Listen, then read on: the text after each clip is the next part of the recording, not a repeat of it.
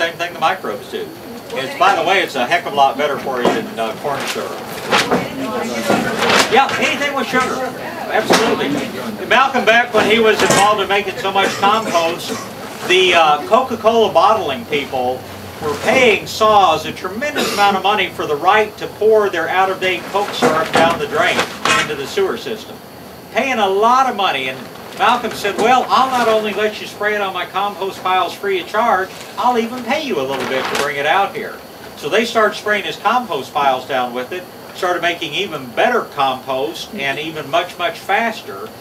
His compost piles got so hot that one year, just to prove a point, he took his Thanksgiving turkey, wrapped it in several layers of foil and baking paper, buried it in his compost pile, and cooked his turkey there for 18 hours and had what he claimed was the most moist, succulent turkey he'd ever had. Now, you have to be careful if you get that compost pile. It's not going to happen in your home pile, but if you're a commercial composter and you build that pile 18 feet high, spray it with too much stuff, you'll set it on fire. But, so, anyway. Yes? Does fish emulsion have any benefits, and would it help the clover? Fish emulsion is has nitrogen in it. It's a good fertilizer, plus it has a lot of micronutrients in it. Yeah, the only thing it has that I don't like is odor. But fish emulsion is a great fertilizer. Would it kill that clover? Or would it help? Well, nothing's really going to kill the clover, but it's going to make the soil so much softer that the grass will outcompete the clover. I mean, you can stop and think about it. If you want to use something that kills the clover, you got a bunch of grass, you got a bunch of clover, you kill the clover, what have you got? You've got a dead spot in the yard. You attack the problem to make the soil softer, the grass moves in and chokes the clover out, and then you've got beautiful grass and no clover, and that's what we're trying to do. Okay, last one, and then we'll go on. When you were talking about killing the nut grass with molasses, what was the... About 4 parts water to 1 part molasses. Normally it's a tablespoon or something? Okay, as a tablespoon to a gallon of water, it will help anything grow. But the stronger you make it, the more likely you are to burn things with it. And we're just finding a fine balance, what is strong enough to burn out the nutsedge without hurting anything else. Well, I'm not fertilizing the garden with that. No. No, you're using a tablespoon per gallon to improve that.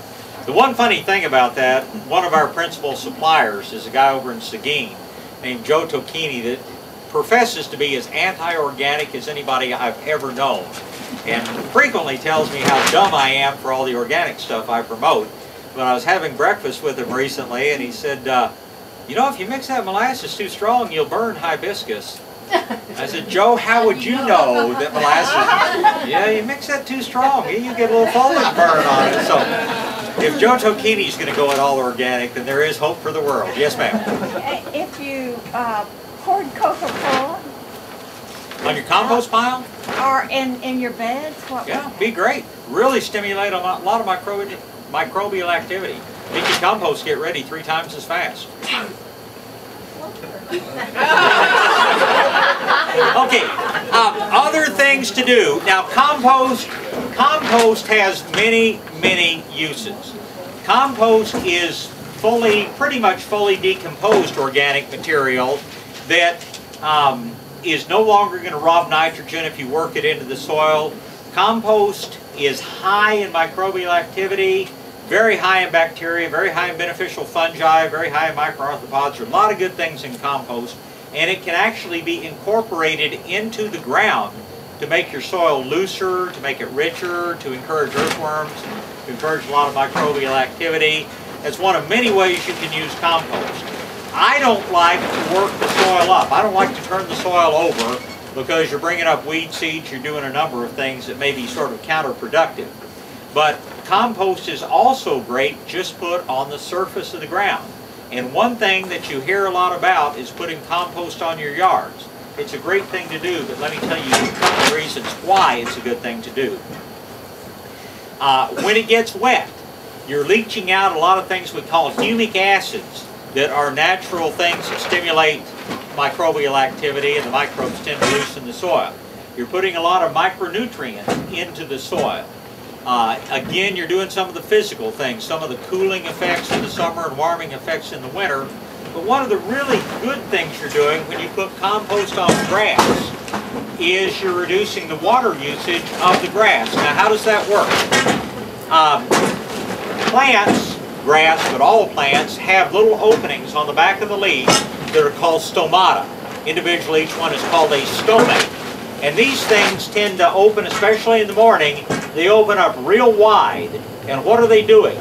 They're taking in carbon dioxide, like somebody brought up, you know, the natural cycle of oxygen, carbon dioxide. They're taking in carbon dioxide and they're turning it into carbohydrates, into sugary materials.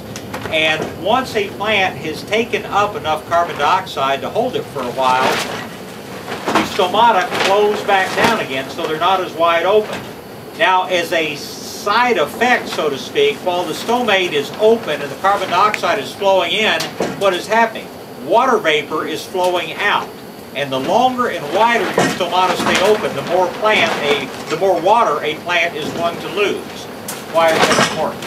When you put compost on the lawn, you're putting a lot of carbon dioxide right at ground level.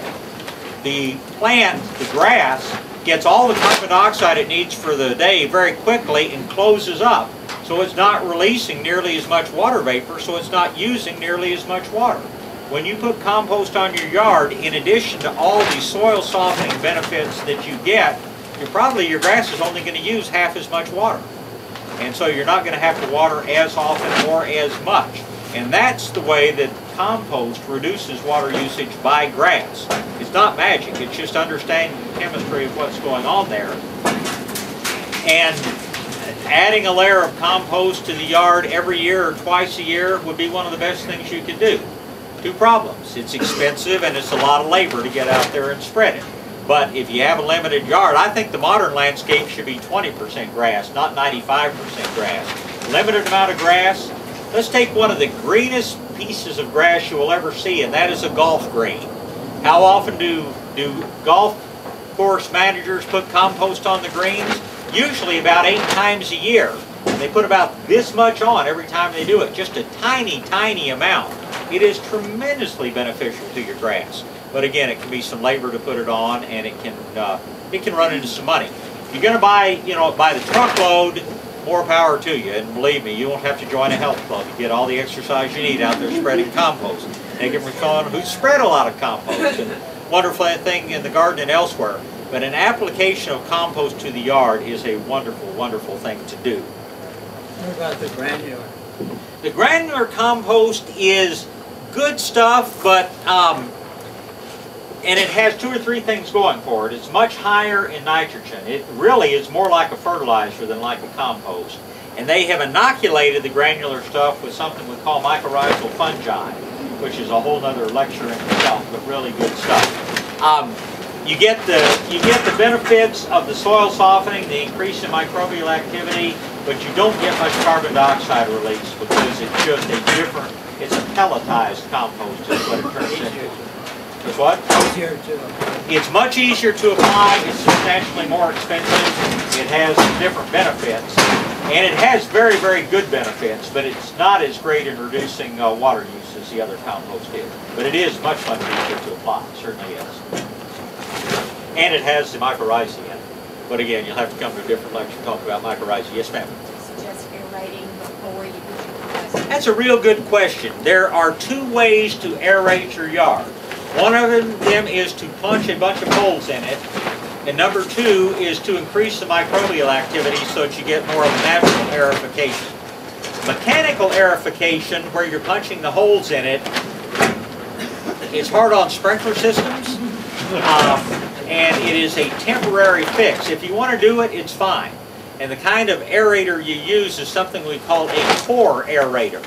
It's like a hollow tine that goes down into the ground and pulls out a piece of your sprinkler system and a bunch of soil all at the same time. If you're adding compost, I have never felt that, mechanical aerification was necessary.